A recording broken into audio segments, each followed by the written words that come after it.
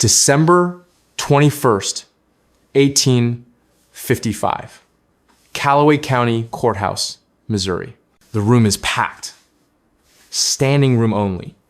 Every seat filled with white faces, farmers, merchants, slaveholders, all waiting for the same thing. At the defendant's table sits a girl, 19 years old. Her hands are shackled. Her face is blank, empty of expression, empty of hope, empty of everything except exhaustion. The judge clears his throat. The room falls silent. The jury has reached a verdict. Celia doesn't move, doesn't blink. It's as if she's not even there anymore. We find the defendant guilty of murder in the first degree. Half the courtroom erupts in cheers. The other half sits in stunned, uncomfortable silence because everyone in that room knows what this verdict really means. The judge continues.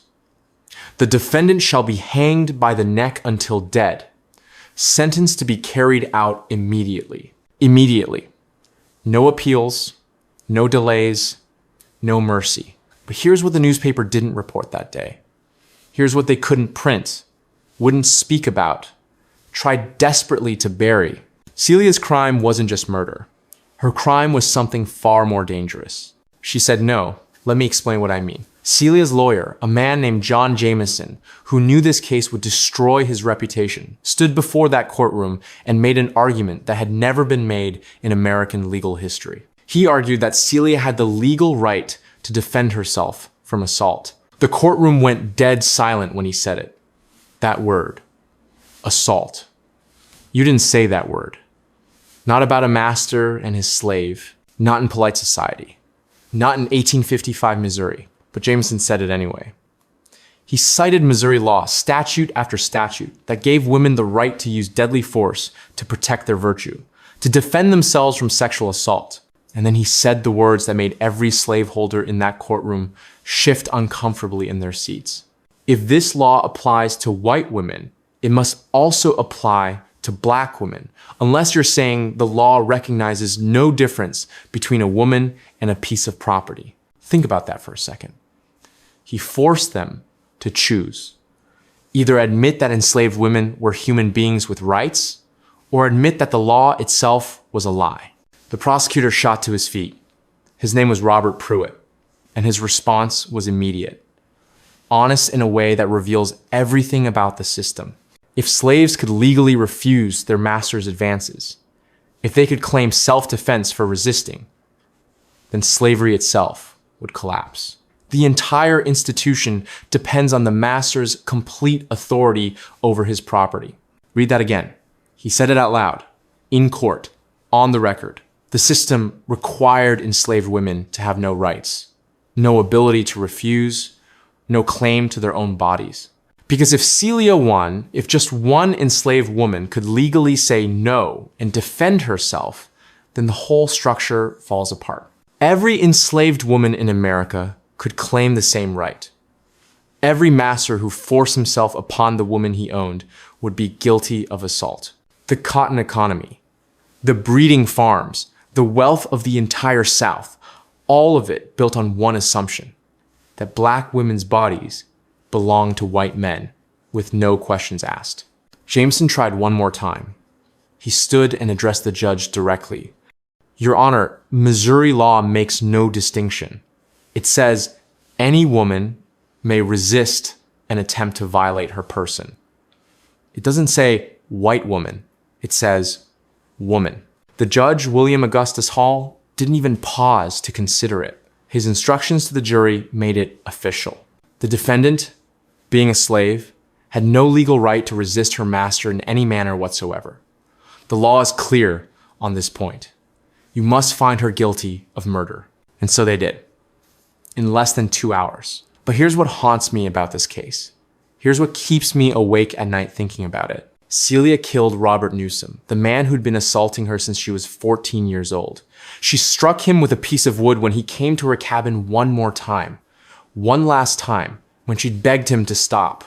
When she'd warned him to stay away.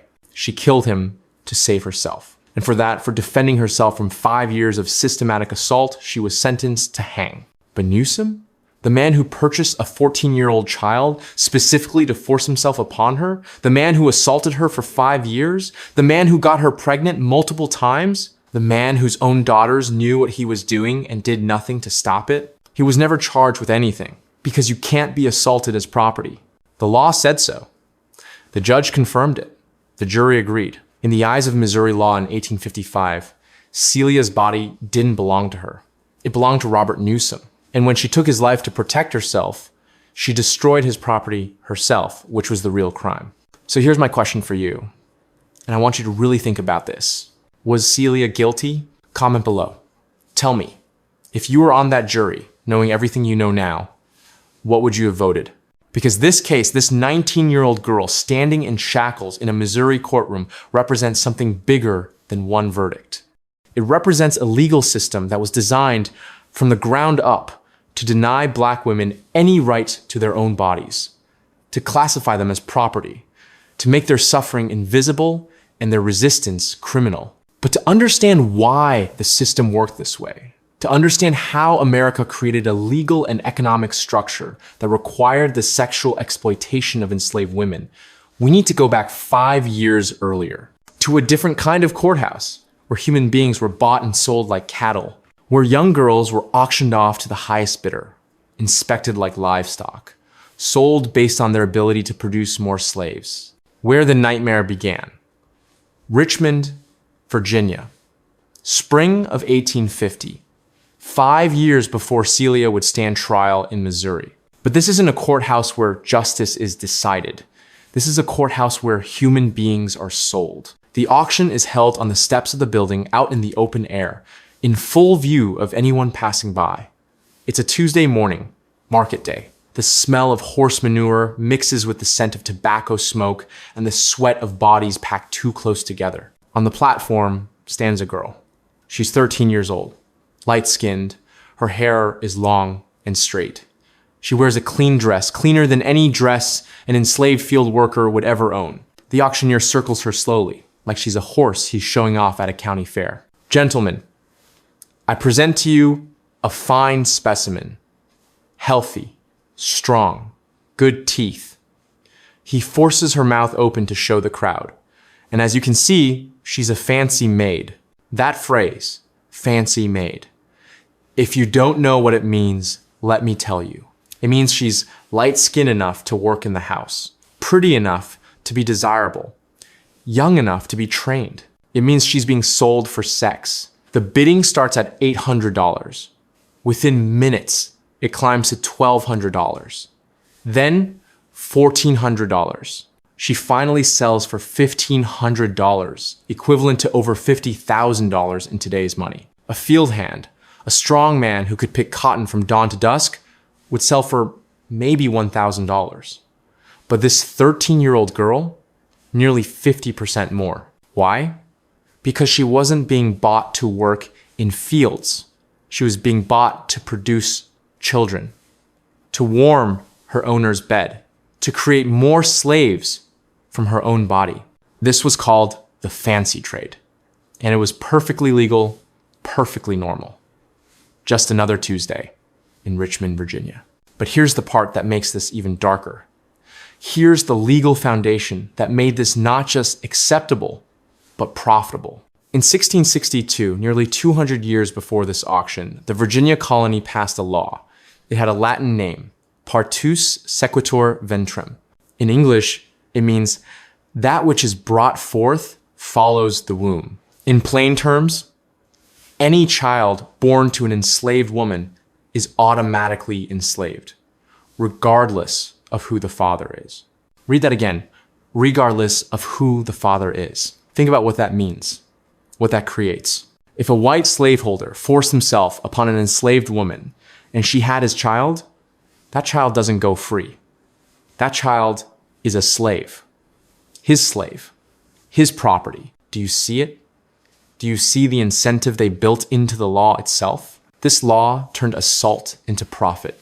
Every assault could produce another slave, another piece of property, another asset to be sold, rented out, used as collateral for loans. Enslaved women's bodies became what historians now call the capitalized womb. living investment accounts that generated interest in the form of children. And after 1808, when Congress banned the international slave trade, this became even more important. The cotton boom was exploding across the Deep South. The demand for enslaved labor was skyrocketing, but the supply from Africa was cut off. So where did the slaves come from? They were bred. Right here in America, Virginia, Maryland, and North Carolina became breeding centers, producing enslaved people for sale to the cotton plantations of Alabama, Mississippi, Louisiana. New Orleans became the fourth largest city in America and the wealthiest, almost entirely because of its slave market. And slaveholders were explicit about what they were doing.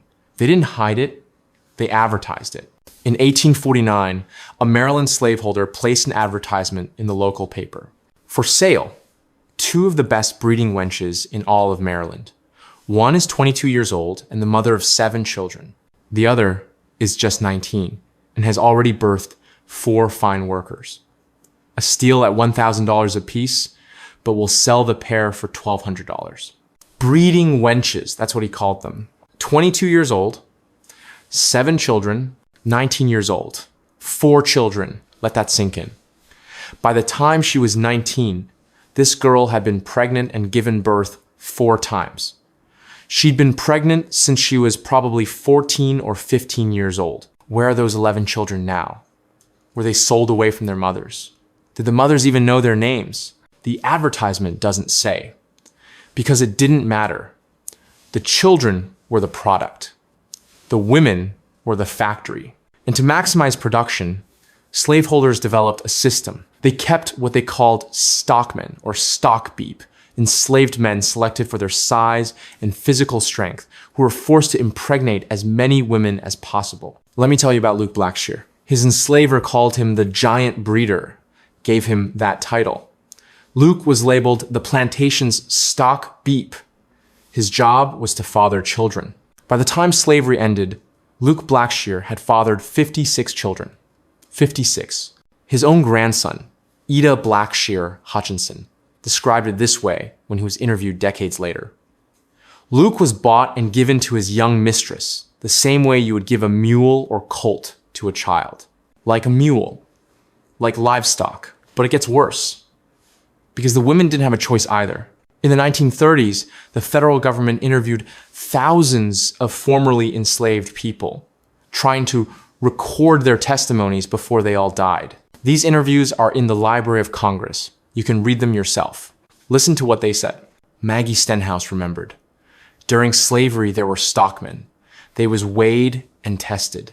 A man would rent the stockman and put him in a room with some young woman he wanted to raise children from. A room, locked together, forced. Sylvia Watkins, who was enslaved in Tennessee, put it even more plainly. They used to take women away from their husbands and put them with some other man to breed just like they would do cattle.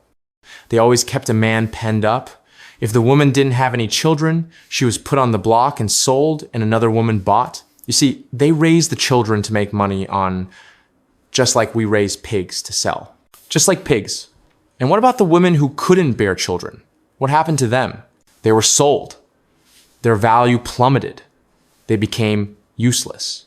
One formerly enslaved woman named Dora German explained that her mother's enslaver would not sell her as she brought fine children.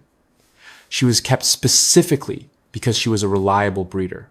Forced to have children with the plantation's regular stockman over and over again. But here's what haunts me most. Here's what I can't stop thinking about. Rose Williams was interviewed when she was in her 80s, decades after slavery ended. She told the interviewer about what her master did to her, how he forced her to marry a man named Rufus for breeding purposes. And then she said this, "I never marries, 'cause one experience am enough for this. Beep. After what I does for Damasa, I's never wants no truck with any man." She never married, never wanted to be with a man again. Because of what was done to her during slavery. The trauma stayed with her for 50 years, for the rest of her life. But some women refused to be cattle.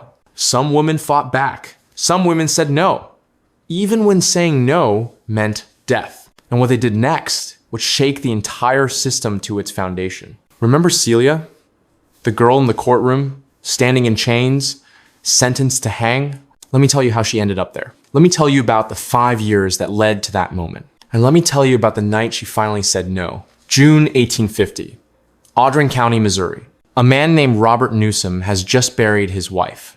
He's 60 years old, a respected farmer in the community, a widower with adult children who live nearby on their own farms. And he's at a slave auction. He's looking for something specific, someone specific. He walks past the strong men who could work his fields, past the women who could cook and clean. He stops when he sees a girl. She's 14 years old. Her name is Celia. Robert Newsom purchases her for $800. And then on the 5-mile journey back to his farm in broad daylight, on the road where anyone might see, he forces himself upon her that same day. Before she even reaches his property, before she knows where she'll sleep or what her work will be, he assaults her in the wagon. This is how Celia's life with Robert Newsom begins. When they arrive at the farm, Newsom doesn't take Celia to the main house where his adult daughters live. He doesn't put her in the slave quarters with the other enslaved workers. He builds her a separate cabin, away from the house, away from the other slaves, close enough that he can walk to it at night without being seen from the main residence. Do you understand what that means? He planned this. Before he even bought her, he knew what he was going to do. He built the infrastructure for her imprisonment. The cabin has one room, one bed, one purpose. For the next 5 years, Robert Newsom comes to that cabin whenever he wants, day or night, rain or shine. Whether Celia is sick or well, pregnant or recovering from childbirth, she has no door she can lock, no place she can hide, no one she can turn to for help. Newsom's daughters, Virginia and Mary, both grown women, live right there on the property.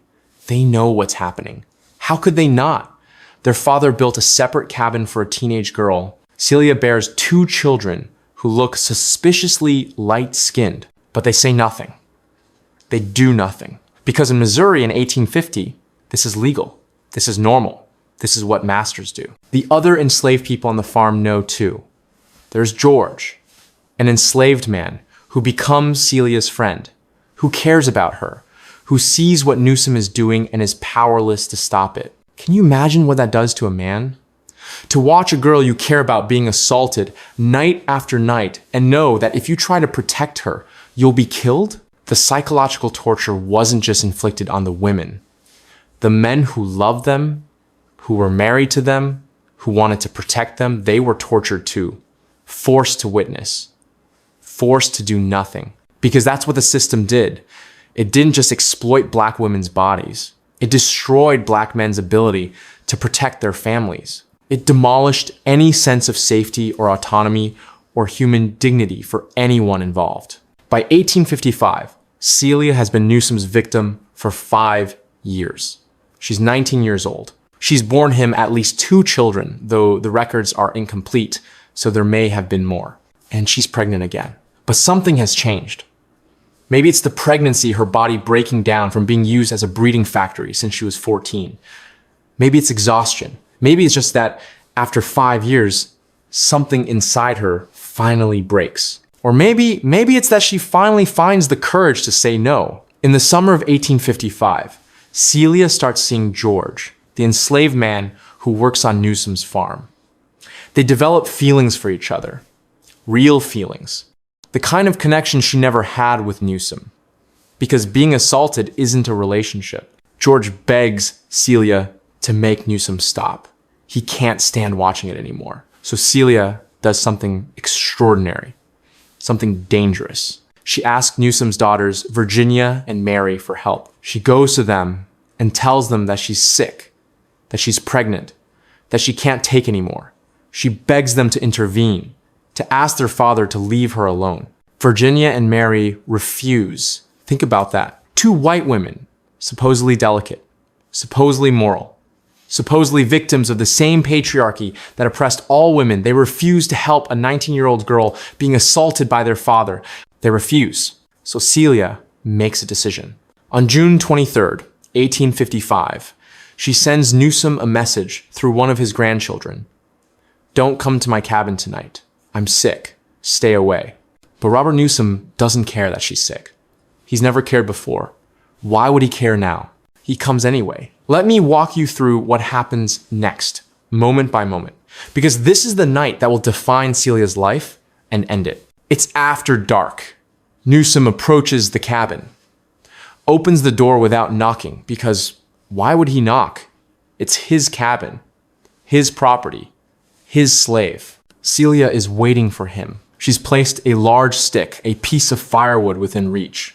When Newsom enters, she tells him again, "Leave me alone tonight, please." He ignores her. He approaches her. He reaches for her. And Celia picks up the stick and strikes him. Once, hard, across the head. He stumbles, turns toward her, angry now, threatening. She strikes him again. Robert Newsom falls to the floor. For a moment, Celia just stands there, stick in her hand, looking at the man who's terrorized her for 5 years. The man who purchased her like livestock, who forced himself upon her on the day he bought her, who forced her to bear his children, who ignored every plea to stop. He's on the floor, he's not moving, and then Celia realizes he's dead. She's killed him. And she absolutely knows what will happen to her now. Because in Missouri in 1855, a slave who kills their master gets one sentence. Only one. Death. But here's what Celia does next. And this is where it gets even more heartbreaking. She tries to hide the evidence. She drags Newsom's body to the fireplace, feeds him into the fire piece by piece, burning away the evidence. It takes all night. By morning, there's almost nothing left except ashes and a few bone fragments. She thinks maybe if there's no body, she can say he ran away. Maybe no one will know. But George panics. He's terrified. And within days, under pressure from Newsom's family, he tells them what happened. Celia is arrested. At her trial, her lawyer, John Jameson, remember him? Makes that revolutionary argument. He cites Missouri law. He argues that Celia had the right to defend herself. But the prosecutor stands up and says the quiet part out loud. If enslaved women could refuse their masters and claim self-defense, slavery would collapse. The entire system depends on the master's absolute authority over his property. The judge agrees. He instructs the jury, Celia had no legal right to resist. She must be found guilty. The verdict takes less than 2 hours. Guilty of murder in the first degree. Sentenced to hang? Now here's what I want you to think about. Here's the question that should be burning in your mind. Celia killed Robert Newsom after 5 years of being assaulted by him, after begging for help, after warning him to stay away. She killed him to save herself. But Robert Newsom? The man who purchased a 14-year-old child specifically to force himself upon her, who assaulted her for 5 years, who got her pregnant multiple times. He was never charged with anything. Not one day in court. Not one fine. Not one moment of consequence. Because you cannot be assaulted as property. Comment below. Was Celia a murderer? Or was she defending herself? Because that exact question is what terrified every slaveholder in America. If Celia had the right to say no, then so did every enslaved woman. And if that's true, then the entire economic system of the South falls apart. But Celia wasn't the only woman who resisted. There was another woman, another story, another form of resistance that's just as powerful, maybe more so because she survived to tell the world what happened. Her name was Harriet Jacobs. And what she did to escape her master was so extreme, so unbelievable, that when she finally told her story, many people didn't believe it. She hid from her master for 7 years, in a space 3 feet high where she couldn't stand, couldn't walk, could barely move. For 7 years, why would someone do that? What could possibly be worse than spending 7 years in a crawl space? Let me tell you about the man she was hiding from. Edenton, North Carolina. Early 1830s. A girl named Harriet Jacobs is 15 years old when her master begins whispering threats in her ear. His name is Dr. James Norcom. He's a respected physician in the community, married, a father, a man of standing who everyone greets politely on the street. And he's telling a 15-year-old child what he plans to do to control her life. He began to whisper words in my ear, Harriet would later write. Words she could not repeat in polite company. Words that made her skin crawl. Words that were both threats and warnings. Dr. Norcom doesn't hide his intentions from his wife, Mary. How could he? They live in the same house. Mary knows exactly what her husband is planning. But Mary doesn't blame her husband. She blames Harriet. She watches Harriet with hatred in her eyes. Jealous. Jealous of a young girl who has no power, no choice, no way to escape his control. And Mary makes Harriet's life unbearable because of it. Here's the truth about Harriet's situation. She's trapped between two forms of torment. Dr. Norcom follows her everywhere, corners her in hallways, stands too close when no one else is watching, whispers what he plans to do when she is alone. And his wife, the one who should protect her, punishes Harriet for being a victim, assigns her the worst chores, denies her food, slaps her for imagined offenses. Harriet cannot win. There's no safe choice, no right move. Then Dr. Norcom decides to build a separate residence on land he owns, outside of town, away from his wife's watchful eyes, away from others, away from anyone who could intervene. He tells Harriet this is where she will live alone with him. Harriet, 15 years old, enslaved, powerless, realizes she must act. Anything. Before her life becomes unbearable and trapped without witnesses or escape. So Harriet makes a calculated choice. She begins a relationship with another man, Samuel Treadwell Sawyer, a young unmarried attorney from a prominent family. Let me be clear. This is not a love story. This is not romance. This is a teenage girl choosing the path that gives her the most control in an impossible situation. She later explained her reasoning. It seems less degrading to give oneself than to submit to compulsion.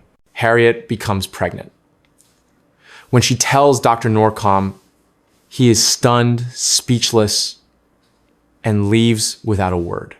For the first time, Harriet has made a move he did not anticipate. Twisted, limited control, but control nonetheless. But the child she carries is still considered property.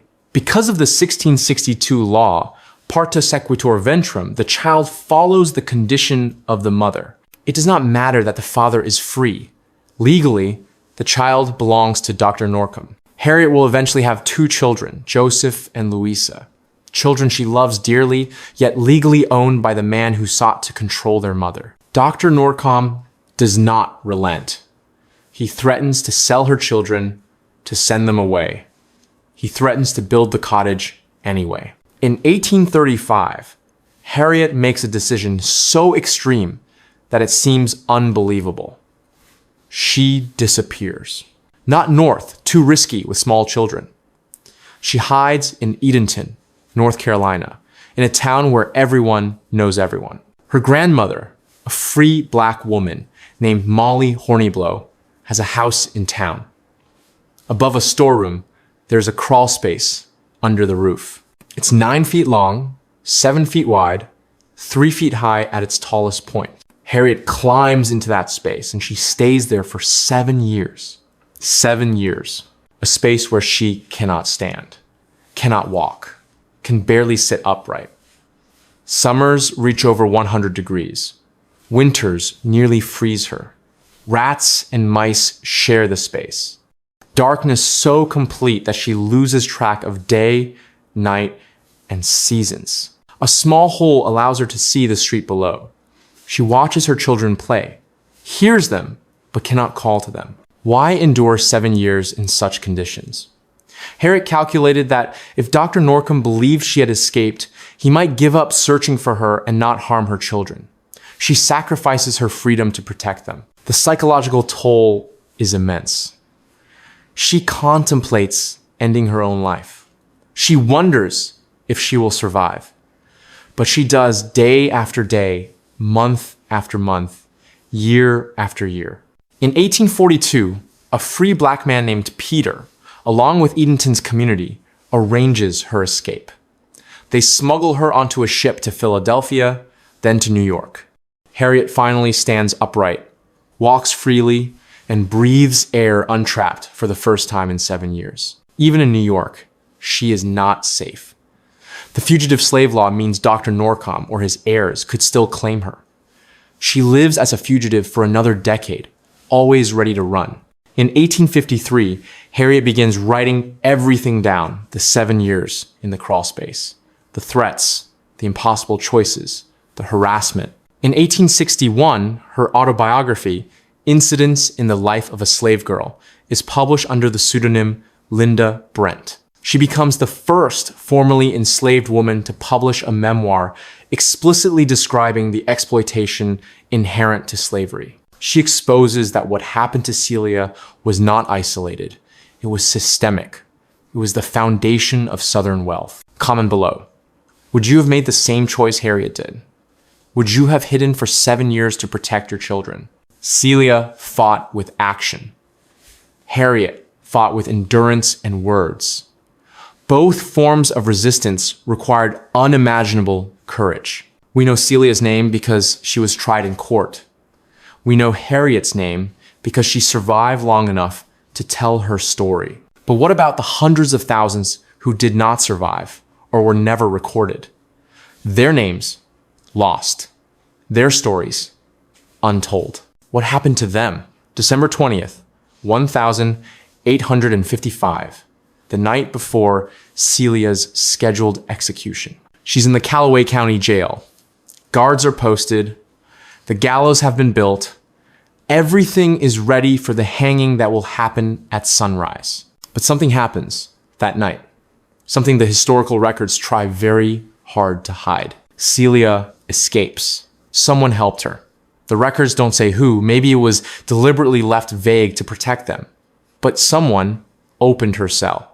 Someone got her out of that jail. For a few precious weeks, Celia is free, hiding somewhere in Missouri, running. But in a slave state in 1855, where can an escaped black woman go? Every white person is legally obligated to capture her. Every door is potentially a trap. She's recaptured within a month, and here's where it gets strange. Here's where the system shows its hand. The execution date is mysteriously missing from most records. Some documents say she was hanged in December as originally sentenced. Others suggest it happened weeks later, in January. The details are deliberately vague, contradictory, buried. Why? Because they wanted to erase her. They wanted to pretend this case never happened. That this question whether an enslaved woman could defend herself from never asked. They hanged Celia, but they tried to erase her from history. They almost succeeded. Now, let me show you the full scope of what we're talking about. Let me give you the numbers that represent the scale of this horror. The 1,850 United States Census, the same year Celia was purchased, the same year that girl was sold as a fancy maid in Richmond, recorded 406,000 Americans as visibly mulatto. 406,000 people whose mixed race appearance was obvious enough to note in census records. But think about what that number represents. That's just the people who looked white enough to be recorded as mixed race.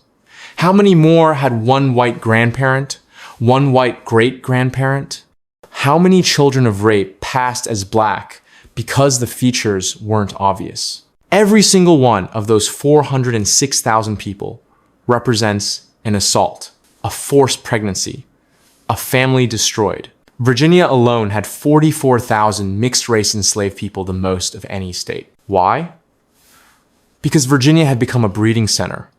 After the international slave trade ended, Virginia plantations specialized in producing slaves for sale to the Deep South. And the breeding, let's call it what it was, systematic rape, was the engine of that production. Here's what the legal system said about all of this. An enslaved woman could not legally refuse any white man, could not testify in court against a white person, could not file charges of rape or assault. The law explicitly stated that she had no right to her own body. That right belonged to whoever owned her. And that 1662 Virginia law, Partus Sequitur Ventrum, made it profitable. Every child born from rape was another slave, another piece of property, another source of wealth. Think about the incentive structure they created. Rape an enslaved woman? No crime. You own her. She gets pregnant? That's profit. You now own her child too. She resists. She's destroyed property, her own body, and can be punished or killed. She defends herself and kills you? She's executed. Like Celia. The system didn't just allow sexual violence. The system required it. The system was built on it. Let me bring this back to the women we've talked about. Celia said no. She killed her rapist. She was hanged for it. Harriet Jacobs said no. She hid in a crawl space for 7 years. She survived and told her story. Rose Williams was forced to marry for breeding. She never married again after slavery ended. The trauma stayed with her for life. Sylvia Watkins watched them take women away from their husbands and put them with some other man to breed, just like they would do cattle. Luke Blackshear fathered 56 children he probably never knew. His grandson said he was given to his young mistress the same way you would give a mule or colt to a child. Those two women advertised in Maryland, 22 years old, mother of 7, 19 years old, mother of 4. Where did those 11 children go? We know some names, we have some testimonies, but for every name we know, there are thousands we don't. And here's what makes this even more haunting. This wasn't ancient history. This was the 1,850 seconds. This was America. The same states, the same courthouses, the same land where we live today. Harriet Jacobs lived until 1897. That's not that long ago. Some of your great-great-grandparents were alive when she was alive, when this was still legal, when this was still happening. The Civil War ended slavery in 1865.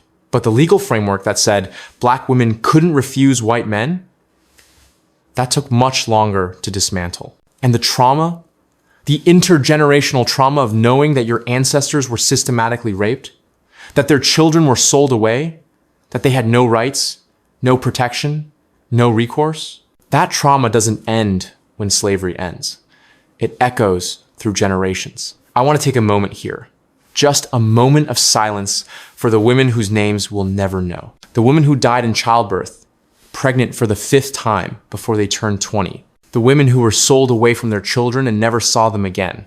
The women who fought back and were killed for it. Whose stories weren't recorded because they didn't even get a trial. The women who survived by dissociating, by hiding their pain so deep that even their own families never knew the full extent of what they endured. The mothers of those 406,000 mixed-race Americans in the 1850 census. We don't know most of their names. We don't know their stories. But they existed. They suffered. They survived, or they didn't, but they were real human beings with hopes and dreams and the desire to protect their children. Harriet Jacobs broke the silence in 1861 when she published her book. She told the truth that everyone knew, but no one would say out loud. My master was, to my knowledge, the father of 11 slaves. But did the mothers dare to tell who was the father of their children? Did the other slaves dare to allude to it, except in whispers among themselves? No, indeed. They knew too well the terrible consequences. The silence was how the system survived. As long as no one spoke about it, as long as it remained in whispers, the horror could continue. But we're not whispering anymore. So here's what I want you to do. In the comments below, write one name from this story. Just one. Celia, Harriet, Rose, Sylvia, Luke.